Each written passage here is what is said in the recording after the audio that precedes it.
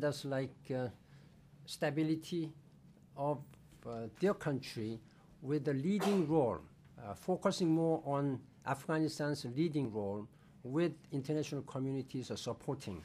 And also United Nations will coordinate with international community to provide the necessary socio-economic development pillars. And we expect that President Karzai will reach out to ethnic groups and other political leaders to promote national reconciliation and unity of the government. And we also expect that we will try to help Afghan government so that they can build their institution capacity.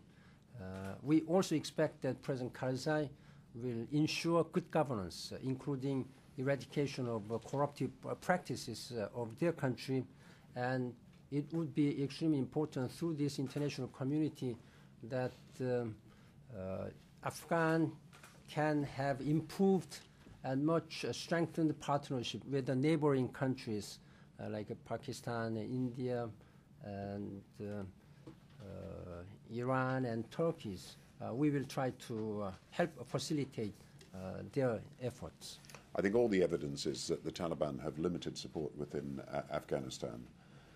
And the strengthening of the Afghan people to resist the Taliban is through building up a successful military, building up a corrupt-free police, building up district and provincial government that is successful, and that is the main element of what is called the Afghanization strategy. Prime Minister, you set a timetable of 5 Afghan provinces handed over to lead Afghan control during 2010. Does that imply a withdrawal, bringing home British troops correspondingly, or would they simply be redeployed? And second, you mentioned corruption, police corruption. You also mean political corruption. What will happen if the benchmarks are not met?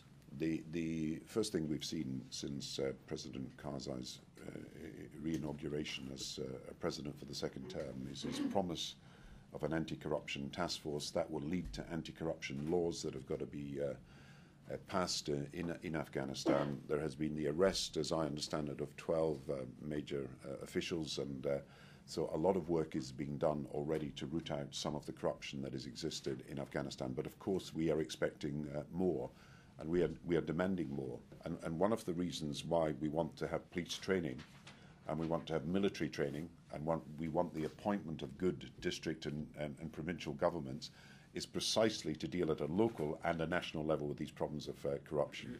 As far as the Afghan forces are concerned, as we build up the Afghan army from 90,000 to 134,000, perhaps to a higher level, as we build up the police around 90,000 to an even stronger numerically, but a far more effective police force, then there will come a point at which we can transfer more and more districts and more provinces to Afghan security control. It's at that point that we would look at what was the need for British troops if the Afghanistan people were able to be responsible for their own security, but not until then. Got time for 3 more questions, Nick. Nick Watt from The Guardian. A question for the Prime Minister and a question for the Secretary-General. Prime Minister, if I could just echo the question that John Pienaar asked. Are you hopeful that you will be able to go into the British general election in the spring saying we've had this initial surge, now Afghanisation is underway, and that within a year we should be able to see British troops on the decrease? And a question for the Secretary-General. Are you going to be able to, at the January conference, give any indication of when Afghanistan might be returning to some form, some semblance of normality, where it will not require international troops in such huge numbers? And is there a date by which you hope you would be seeing Afghan forces taking the strain?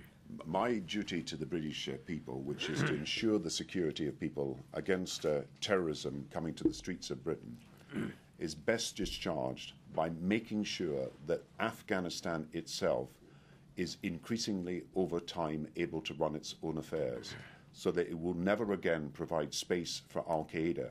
And at the same time as the Pakistan authorities and we take on Al-Qaeda in Pakistan, we have prevented Al-Qaeda from returning to power in Afghanistan, and therefore prevented also a Taliban government from being in power. Now, I have set no timetable and will set no timetable about troop numbers, but what I will say is that we are creating milestones and benchmarks by which the process of Afghanization can be judged. And we will look at in January at what progress has been made over these last 2 months. Then we will continue to look at how the police training is moving forward. And I've said we need a police plan within 6 months. And of course, we also need the appointment of district and provincial governors as soon as possible as well. So over these next few months, I hope we will see this process of Afghanization happening in a way that people can feel more secure that side by side with the British troops, the Afghans are taking responsibility themselves, so we can look forward to a time in the future for which there is no timetable at the moment when Afghan forces can take responsibility in new areas and British forces are able to come home. Afghanistan is going through a critically important period at this time. First of all, they need to have political and security stabilization. That they need international community's support. And in that regard, I am very much grateful and appreciate the very noble sacrifices and contribution by many countries, including the United Kingdom and the United States and other members of the ISAF. Then second, this peace and stability in Afghanistan has very important implications, not only for the stability in Afghanistan, but regional peace and security. That is why international community members are making very noble contribution there. Second one is fighting against terrorism. And this is again a global issue which requires very collective support from international community. We really need at this time to support Afghanistan people. I do not have any idea when should be the appropriate timing for international community to think of reducing their contributions. But basically, in principle, as I said earlier, all these challenges, if it can be done with the Afghanistan's taking leading role with international community supporting, that's the basic principles. At the same time, while we support this increase in military support, the civilian surge also should be going in parallel. That will be very important. That's what the United Nations will continue to help Afghanistan people in close coordination with the international community. We have been establishing our offices, expanding our presence all throughout Afghanistan. This year we opened 2 more offices, and we are considering opening 3 more offices. By next year, we will be having United Nations offices, provincial and sub-provincial, all throughout Afghanistan. Last quick question, Adrian. Yeah, Adrian Croft from Reuters. A question for each of you. Prime Minister, you said, I will make our announcement next week. Is that on the 500 troops, or is it possible Britain could send more than the 500 extra troops? And to the Secretary General, given the circumstances in which President Karzai was elected and the corruption that's tainted his administration, do you think that he can ever be a reliable partner for the international community? The 2 questions that people want answers to all the time are why is Britain in Afghanistan? And I will talk about that again in my statement next week. People must know why we and 43 members of the world community are taking action in Afghanistan, and so I will talk about that in my statement next week. The second thing people want to know is what progress we can make.